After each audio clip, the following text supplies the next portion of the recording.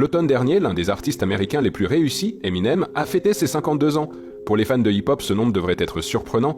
Il semble que ce n'était pas si longtemps que l'artiste était juste au sommet de sa carrière. Tout le monde se souvient encore de Lose Yourself et le chante encore, et on revoit aussi le film 8 Mile. Mais en réalité, tout cela s'est passé il y a très très longtemps. Néanmoins, Eminem est toujours probablement le rappeur le plus populaire du monde. Et malgré son âge, il continue à sortir des tubes après des tubes. Pendant presque la moitié de sa vie, Marshall Mathers est resté le rappeur blanc le plus célèbre de la planète. Et il n'y a pas si longtemps, dans le cadre de sa carrière entière, en mars 2022, il a établi un record du nombre de singles certifiés or et platine. Il est également devenu l'un des 7 musiciens seulement dans l'histoire dont les albums ont été certifiés diamant 3 fois ou plus. Le succès a été précédé par un chemin difficile. Aujourd'hui, nous allons en parler. Comment Eminem a-t-il atteint de telle hauteur, en partant du bas? Essayons de le comprendre. Allons-y.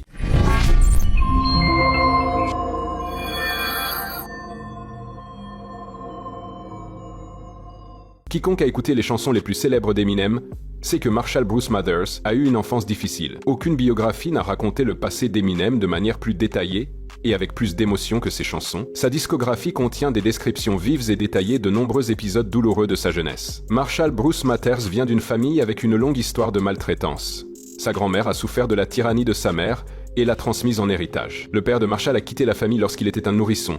Il a été élevé par sa mère Deborah qui l'a mise au monde à l'âge de 18 ans. Eminem, au fait, n'a presque jamais eu de sentiments chaleureux pour sa mère. Deborah et Marshall ont déménagé entre Saint-Joseph et Detroit au moins 20 fois. Mathers changeait d'école tous les 2 à 3 mois et ne pouvait donc pas se faire d'amis durables. Finalement, la famille s'est installée à Detroit. À cette époque, la ville était encore en train de se remettre des émeutes raciales à grande échelle et des troubles sociaux. Et Deborah ne pouvait se permettre de trouver un logement que dans des zones pauvres aux abords des ghettos, dont l'une était la sortie de 8 Mile. Ainsi, dans les écoles où Eminem étudiait, il était l'un des rares enfants blancs. Alors qu'il était à l'école, il rencontra Deshaun Holton, qui devint plus tard connu sous le nom de Rapper Proof. Ils se lièrent d'amitié autour de leur passion commune pour le hip-hop, et Holton devint le fidèle allié créatif d'Eminem pendant de nombreuses années. Jusqu'alors, le seul ami proche de Mathers avait été son oncle du même âge, Ronnie, qui se suicida plus tard à l'âge de 19 ans. En tant que nouveau constant dans les écoles, Marshall devenait souvent une victime de harcèlement et d'intimidation. Un de ces brutes a un jour battu Mathers jusqu'à l'inconscience, le laissant allongé dans une mare de sang dans les toilettes de l'école. Après l'attaque, l'enfant passa 10 jours dans le coma, suivi d'une longue période de récupération. Eminem a plus tard détaillé cette brutalité dans la chanson Brain Damage. Le rappeur croit que l'intimidation l'a endurci et a déclenché l'agression qu'il a ensuite exprimée dans sa musique.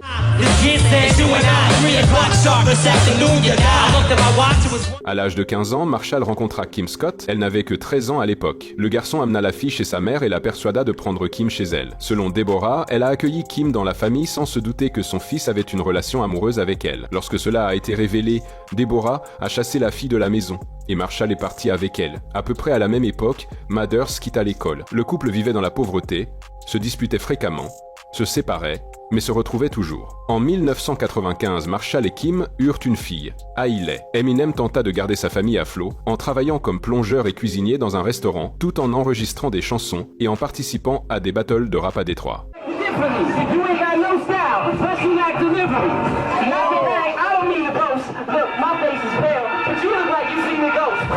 Malgré un succès relatif dans les battles verbales, il peinait à se faire un public régulier. Sa musique ne décollait tout simplement pas. Son premier album Infinite, sorti en 1996, ne créa aucun engouement parmi les audiences blanches ou noires. Tout le monde trouvait étrange qu'un garçon blanc maigre essaie de faire du hip-hop.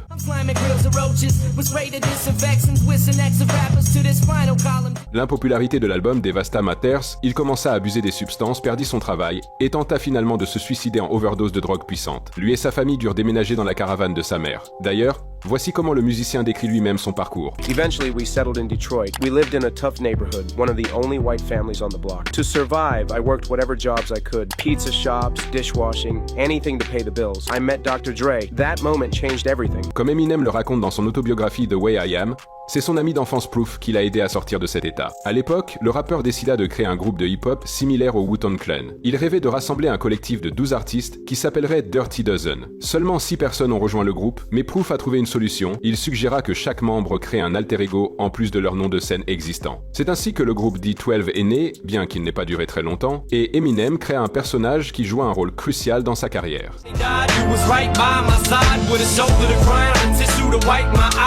Pour faire court, le 11 avril 2006, le meilleur ami d'Eminem et membre de D12, Proof, a été abattu à 4 reprises à la tête et à la poitrine par un agent de sécurité nommé Mario au Triple C Club sur 8 Mile Road à Détroit, après que Proof ait tiré sur le cousin de Mario, Keith Bender.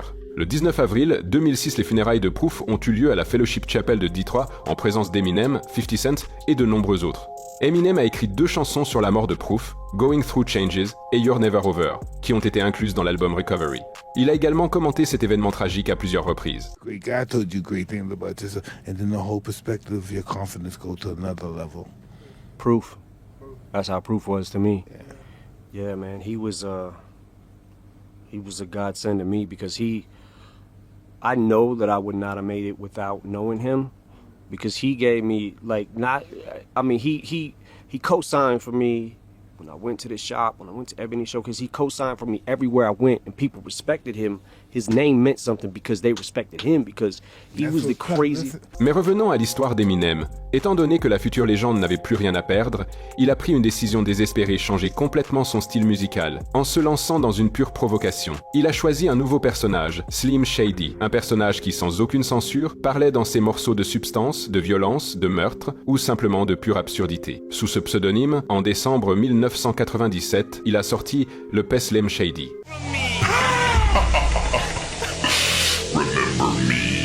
Eminem a aussi fait des choses vraiment folles. Par exemple, en 2004, il a montré son postérieur juste devant les caméras lors d'une émission sur MTV. Ces images sont tellement choquantes qu'elles ne peuvent pas être diffusées sur YouTube. Rendez-vous sur notre chaîne Telegram via le lien dans la description.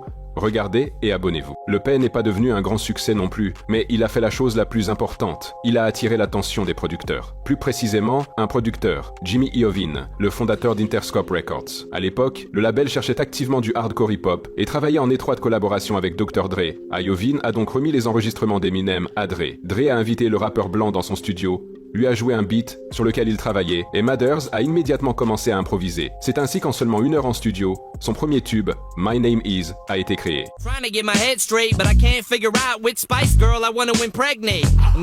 La chanson était remplie de moqueries brutales des figures de la culture pop. Parmi les autres, elle mentionnait les groupes Nine Inch Nails et Spice Girls, Pamela Anderson, Usher et le duo Criss Cross. Eminem a également réussi à inclure une tonne d'insultes adressées à sa propre mère dans le même morceau, ainsi que des répliques scandaleuses comme « J'ai montré mes parties intimes au barman, puis je les ai mises dans le pot de pourboire ». Selon le rappeur lui-même, l'agression et les attaques dans ses chansons étaient sincères, mais rétrospectivement, il ne comprend même pas pourquoi il était aussi en colère. « J'ai toujours été vraiment agressif, en partie parce que les gens me traitaient comme un déchet de parc de mobile homes. Je suivais l'exemple du public, pensant que je représentais vraiment ce groupe de personnes. J'étais vraiment un déchet blanc pauvre. S'il m'appelait comme ça, je devais l'utiliser au maximum, a-t-il dit. D'autre part, Eminem a toujours insisté sur le fait qu'il savait exactement quoi écrire et quand. I don't think I'm stupid. I'm not stupid. Like I know when a song has a certain particular sound and sounds like, well, maybe this could possibly be a radio record, or when I'm going fuck shit ass, you know what I'm saying? And I know this will never go to radio. But at the same time, if a song starts heading that way, because a lot of times I may even think certain things when I'm writing it, like maybe what person this might connect with, you know what I'm saying? Like, and who I might connect with this song. But I never, in making any song I've ever made, I never wanted to compromise lyrical integrity. À cause de remarques homophobes, Eminem a eu un conflit avec Labi Siffre, dont la chanson avait été échantillonnée dans le refrain. Siffre, étant ouvertement gay, a protesté contre des paroles où le personnage lyrique est agressé par son professeur d'anglais. Il est à noter qu'Eminem et Dre ont essayé de trouver un autre beat pour le morceau, mais finalement le rappeur a cédé et a légèrement changé les paroles. Il est intéressant de noter que, selon Mathers, tous les profits de son premier hit sont allés à Siffre. Mathers n'a pas gagné un seul dollar de la chanson. Dès leur premier jour de travail ensemble, Mathers et Dre ont non seulement enregistré une démo de My Name Is, mais ont aussi esquissé quelques autres morceaux. L'enregistrement de l'album The Slim Shady LP s'est fait rapidement. Dre jouait à Mathers un beat, et il improvisait dessus ou l'adaptait avec des paroles préécrites. J'avais des rimes prêtes pour chaque beat qu'il avait, se souvient Mathers. Dre est également apparu sur l'album, en rap avec Eminem sur Guilty Conscience, où les rappeurs ont joué un dialogue entre un diable et un ange gardien. Le premier, voix de Slim Shady, encourageait les personnages de la chanson à voler des magasins et à commettre des agressions, tandis que le second tentait de les arrêter. sauf lorsqu'il s'agissait d'une femme infidèle, où les deux étaient d'accord pour dire qu'elle devait être tuée.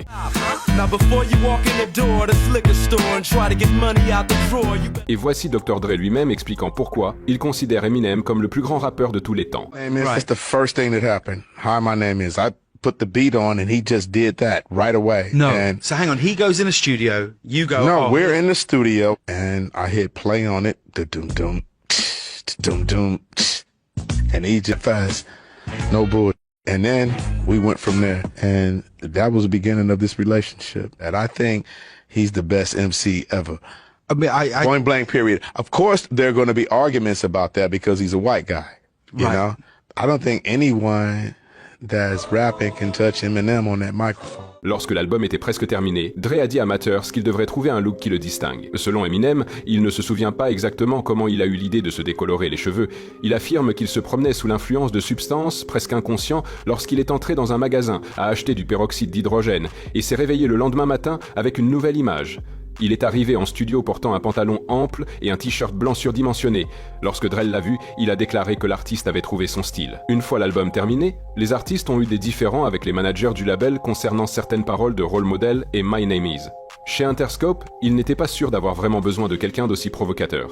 Dre et moi sommes allés à une réunion avec la direction, c'est rejoué dans le clip de The Way I Am, où je m'assieds devant un tas de gens et je commence à jeter des papiers et tout. En réalité, ce n'était pas aussi dramatique, mais j'essayais de me défendre, se souvient Eminem.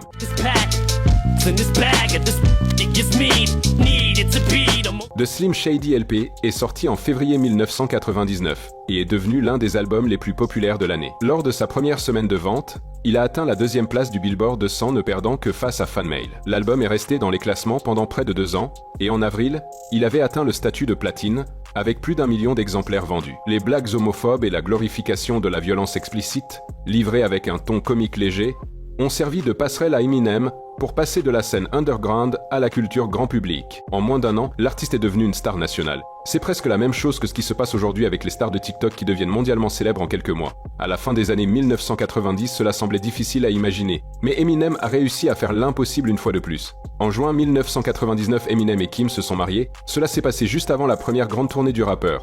La femme de l'artiste nouvellement célèbre a dit que la célébrité l'avait changé radicalement. Son ego a pris une taille inimaginable, il agissait comme s'il était un dieu. Il m'a dit que je devais être reconnaissante qu'il me parle, puisque toutes les femmes autour de lui étaient prêtes à se jeter sur lui. La plupart du temps, je me sentais comme un morceau de merde. À la fin de la décennie, Mathers a lancé son propre label, Shady Records, signant ses amis de D12. Cependant, son prochain album, The Marshall Mathers LP, est toujours sorti chez Interscope. Il est sorti en mai 2000 et a immédiatement brisé tous les records possibles dans les classements. Malgré tout le buzz entourant The Slim Shady LP, Eminem n'a véritablement atteint la popularité maximale qui est avec The Marshall Mathers LP.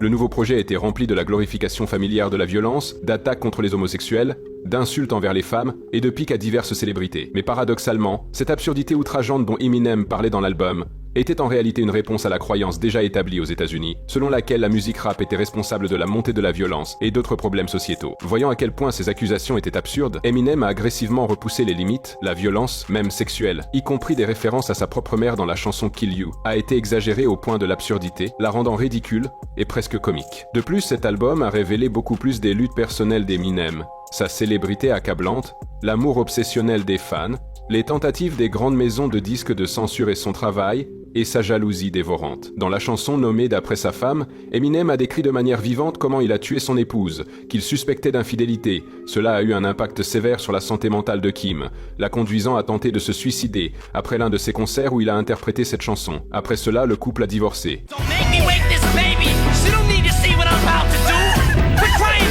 Voici un reportage glaçant sur ces événements. My wife Kim is here, and I mean the crowd was like, oh yeah, you know. And then he comes out with the blow-up doll, and it went from, you know, claps to ahs and explosions. On July 7th of 2000, the Up in Smoke tour rolled into M's hometown of Detroit.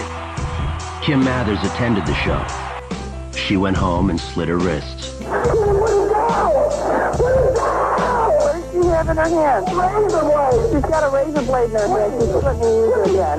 Le succès de The Marshall Mathers LP a été écrasant, même comparé à The Slim Shady LP, l'album est entré directement en tête du classement Billboard 200 où il est resté pendant 8 semaines consécutives. En une semaine seulement, il a vendu plus de 1,7 million d'exemplaires, devenant l'une des albums les plus vendus aux États-Unis et plus tard dans le monde entier. Le magazine Rolling Stone l'a nommé album de l'année et il a remporté plusieurs prix Grammy. Eminem est devenu une star internationale.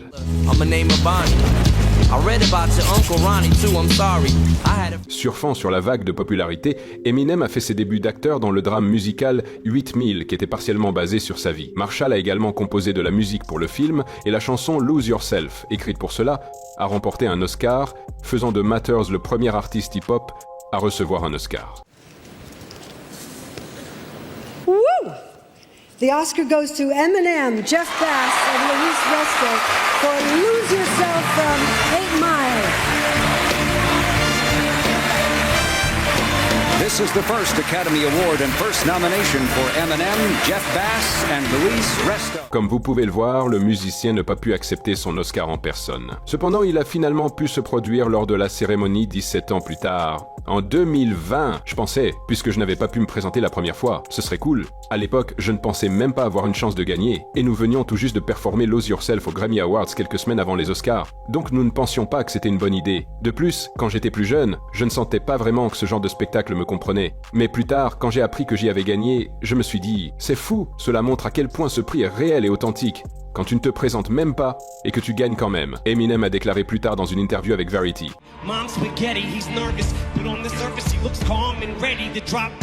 La chanson Lose Yourself n'est pas seulement devenue extrêmement populaire, elle a également donné naissance à de nombreux mèmes et blagues. L'un d'eux est allé un peu trop loin. En 2021, un restaurant appelé Mom's Spaghetti a ouvert à Detroit. Son nom fait référence à une ligne de Lose Yourself où le protagoniste devient tellement nerveux avant de monter sur scène qu'il vomit, laissant des restes de spaghetti de sa mère sur ses vêtements. Au fait, 3 ans plus tard, la mère du rappeur décédera à l'âge de 69 ans des suites d'un cancer du poumon. La relation d'Eminem avec sa mère ressemblait à des montagnes russes. Au début de sa carrière de rap, Marshall Mathers lui a dédié de nombreuses punchlines choquantes, l'accusant de négligence et de cruauté. Eminem a rappé sur le fait que sa mère lui donnait des sédatifs lorsqu'il était enfant pour le garder calme et l'empêcher de pleurer. Dans le clip de Cleaning Out My Closet, l'un des plus grands tubes de sa carrière, il a métaphoriquement enterré sa mère dans le sol.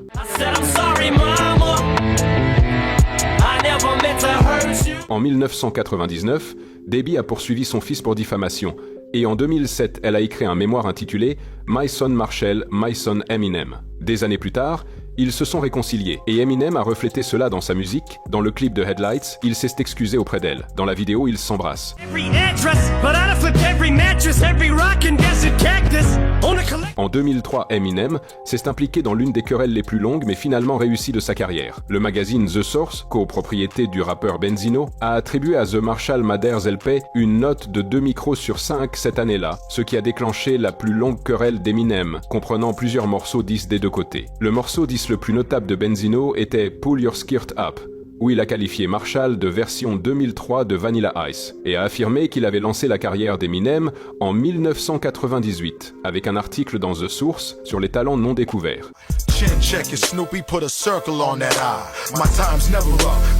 Plus tard, Benzino est allé jusqu'à menacer la fille d'Eminem, Hailey, et a déterré une démo intitulée Foolish Pride, où un Eminem de 15 ans rappait des paroles offensantes à propos des femmes noires. The Source a même dédié un numéro entier à cette chanson.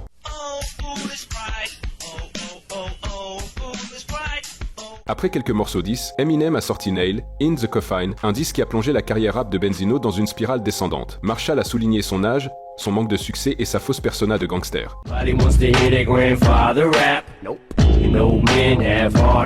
Au final, Eminem s'est excusé pour Foolish Pride et a expliqué qu'il avait enregistré la chanson par colère après une rupture avec une petite amie noire. Il a été pardonné. Benzino, cependant, n'a pas eu autant de chance. Non seulement il n'a pas réussi à se remettre de Nail in the Coffin, mais il a aussi été contraint de quitter The Source en 2005. Il a tenté un retour dans le rap mais a échoué. Désormais, il est principalement souvenu dans les sections de commentaires des nouveaux morceaux 10 d'Eminem. Mais revenons au parcours d'Eminem. 2 ans plus tard, Eminem a sorti encore un album qui suivait une formule similaire à ses précédents, où des révélations personnelles profondes se mêlaient à des blagues provocantes. L'album s'est bien vendu, bien qu'il n'ait pas atteint les mêmes sommets que The Eminem Show ou The Marshall Mathers LP. Notamment, Encore a été la première fois que Eminem a rappé sur la politique. Dans le morceau Moche, il a ouvertement critiqué le président américain de l'époque, George Bush.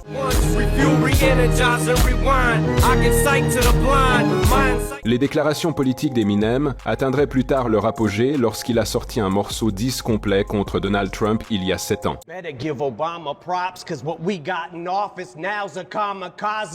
L'une de nos vidéos sur cette chaîne est dédiée à Lil Wayne. Nous avons parlé de la manière dont cet artiste a introduit Drake et Nicki Minaj au monde. Eminem et Lil Wayne ont beaucoup en commun, et nous ne parlons pas seulement de leur collaboration, mais aussi de leur impact sur le hip-hop. Eminem, comme Lil Wayne, a présenté une autre figure importante au monde, 50 Cent. En 2003, Eminem a proposé à 50 Cent un contrat d'enregistrement, une avance de $1 million et un avenir prometteur. 50 Cent est devenu le premier artiste solo, signé chez Shady Records, et l'une des rappeurs les plus réussis de l'histoire. Au début des années 2000, 50 Cent était au plus bas de sa carrière. Il avait été abattu 9 fois, abandonné par son label, et contraint de déménager au Canada. Le mixtape Guess Who's Back, qu'il a sorti indépendamment là-bas, a attiré l'attention d'Eminem. Avec le soutien de Dr. Dre, Marshall a invité 50 Cent dans la famille Shady. Le premier album de 50 Cent, Get Rich or Die Tryin' sur Shady Records, est entré directement à la première place du classement Billboard 200, vendant 872 000 copies en seulement 4 jours après sa sortie.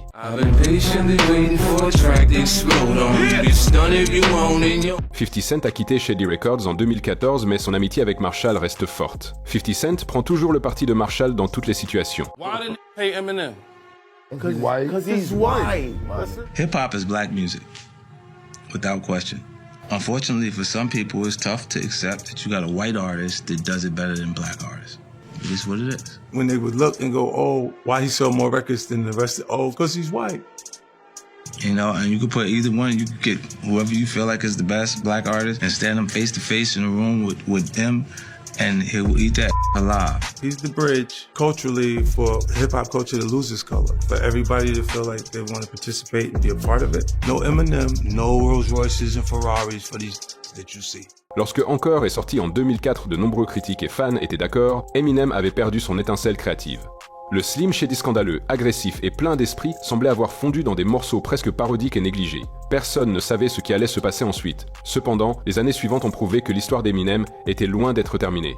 Ces albums suivants ont emmené les auditeurs dans un voyage à travers la dépendance, des tragédies personnelles, un retour au sommet, et des tentatives de repenser sa place dans l'industrie. La première étape sur ce chemin fut Relapse, sorti en 2009. Après une longue pause due à la dépendance et à la mort de son meilleur ami Proof, Eminem est revenu avec un album de style horrorcore conceptuel. Malgré sa perfection technique et ses compétences exceptionnelles en rime, le projet a reçu des réactions partagées de la part des auditeurs. L'accent exagéré et la violence excessive dans les paroles ont fait de Relapse une caricature de l'ancien Slim Shady, plutôt qu'une continuation logique de ses anciens travaux.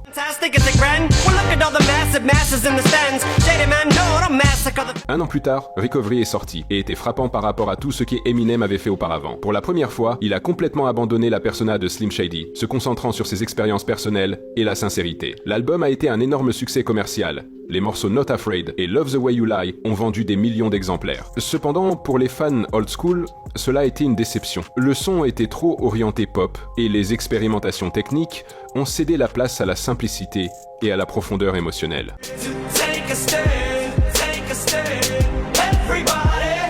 En 2013, Eminem a décidé de jouer sur la nostalgie et a sorti The Marshall Mathers LP2, une suite de son album le plus emblématique. Le projet a été assez controversé.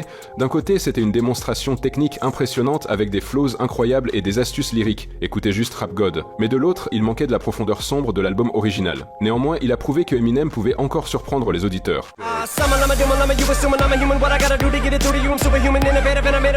Puis est arrivé Revival en 2017, probablement la sortie la plus divisée du rappeur. Son essai pour plonger dans des thèmes politiques, ses collaborations avec Beyoncé et Ed Sheeran, et un son plus doux ont tous déclenché une vague de critiques. De nombreux auditeurs ont trouvé l'album trop ennuyeux, rempli de beats médiocres et de sentiments écrasants de sérieux.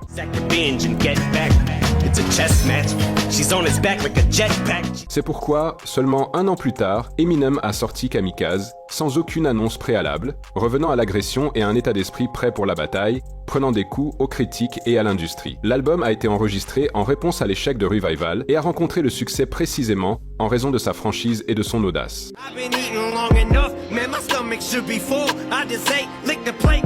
En 2018, il semblait que les gens avaient oublié comment Eminem avait commencé sa carrière. Nous parlons de battle rap, de la culture des beefs et des diss tracks. Beaucoup des disques de Eminem ont mis fin à la carrière de ses adversaires. Nous vous avons déjà parlé de Benzino, qui a tout perdu à cause de son conflit avec Marshall. Mais Eminem a aussi eu des beefs avec Ja Rule, Cannibus, Cage et bien d'autres. Mais le plus grand conflit de la dernière décennie a sans doute été entre Eminem et Machine Gun Kelly. Tout a commencé il y a 13 ans en 2012, lorsque Machine Gun Kelly a tweeté que la fille d'Eminem était, je cite, « hot ». C'était clairement un appât pour obtenir une réaction de Marshall, sachant que sa fille Hailey n'avait que 16 ans à l'époque. Eminem n'a pas répondu à l'époque, et Machine Gun Kelly a continué de mentionner Marshall dans des interviews. Dans l'une d'elles, il a affirmé qu'Eminem avait interdit la diffusion de sa musique sur sa station de radio, Shade 45. Essentiellement, Machine Gun Kelly faisait tout pour attirer l'attention d'Eminem, et il a réussi. En 2018, 6 ans plus tard, Eminem l'a ouvertement dissé dans le morceau Not Alike. Et c'est là que les choses se sont vraiment intensifiées. Non seulement Machine Gun Kelly célébrait ouvertement le fait que Eminem l'ait mentionné dans un morceau, mais il se préparait aussi à se lancer dans une bataille qu'il ne pouvait probablement pas gagner. Il a sorti un diss track contre Eminem intitulé Rap Devil. Le nom était une référence évidente au hit de Marshall Rap God, impliquant que Machine Gun Kelly était l'opposé, pas le Rap God, mais le Rap Devil.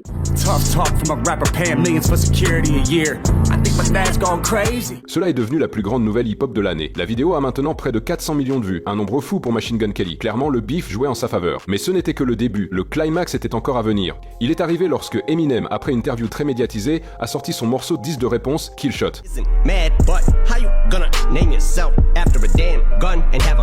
Nous ne mentionnerons même pas que Kill Shot a 100 millions de vues de plus que Rap Devil. Écoutez juste la qualité du diss Eminem, est infiniment plus technique, agressif et impitoyable, rendant son morceau un classique incontestable. Après cette attaque, Machine Gun Kelly a subi un tel coup à sa réputation qu'il ne savait pas comment répondre. Dans une interview de 2018, il a déclaré qu'il n'avait aucun intérêt à continuer le beef. Cela semblait peu sincère. Comment quelqu'un pourrait-il répondre à Kill Shot sans se ridiculiser davantage? Pourtant, il semble que Machine Gun Kelly ait suivi une stratégie préplantifiée.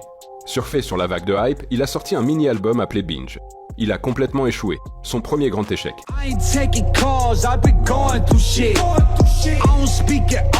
Dans les 7 jours suivant sa sortie, Binge a vendu un total de 21 500 copies.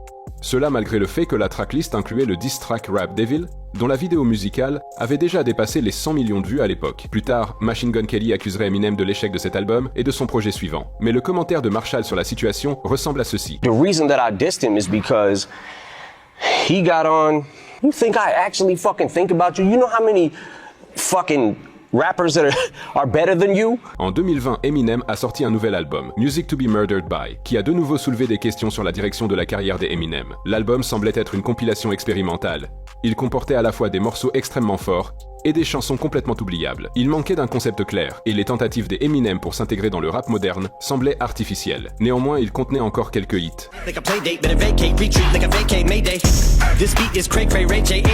Et enfin, l'été dernier, Eminem a sorti son 12e album, The Death of Slim Shady, Coup de grâce, dans lequel il fait ses adieux à son alter ego sombre, Slim Shady. Eminem le qualifie d'album conceptuel et encourage les auditeurs à écouter les chansons dans l'ordre. Selon le scénario de The Death of Slim Shady, Shady kidnappe Eminem pour enregistrer un album de sabotage qui mènera inévitablement à l'annulation de Marshall. L'album comporte des collaborations avec Big Sean, Babytron, Skylar Grey, White Gold, Bizarre et Sly Piper, le producteur exécutif et Dr. Dre. Des vidéos musicales ont été publiées pour les morceaux Houdini et Toby. Avant la sortie de l'album, les fans ont vu à la fois un faux avis de décès pour Slim Shady et une bande-annonce filmée dans le style d'un documentaire True Crime. Le personnage de Slim Shady a été introduit au monde en 1997. Eminem a sorti Slim Shady EP, qui 2 ans plus tard a évolué pour devenir l'album de début du rappeur sous le label Aftermath. En 1999, Eminem est devenu une superstar mondiale, choquant les auditoires et repoussant les limites. Il a sorti le super hit My Name Is et a exploré davantage son alter ego sombre dans ses chansons. Eminem et Slim Shady se sont affrontés pendant des années dans l'univers de la musique de Marshall Mathers. Par exemple, dans le morceau My Darling, Eminem tente de se suicider, pensant que cela le débarrassera de Slim Shady, mais le duo reste inséparable. La conclusion de la chanson suggère que Slim Shady ne peut pas être tué, que sans lui, il n'y a pas d'Eminem. Et cela est instantanément devenu l'une des théories dominantes des fans entourant la sortie. Cela signifie-t-il que l'album sera le dernier, non seulement pour Slim Shady, mais aussi pour Marshall Mathers lui-même?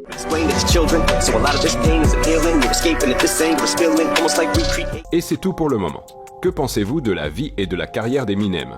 Écrivez vos pensées dans les commentaires, laissez un like et abonnez-vous à la chaîne. À bientôt!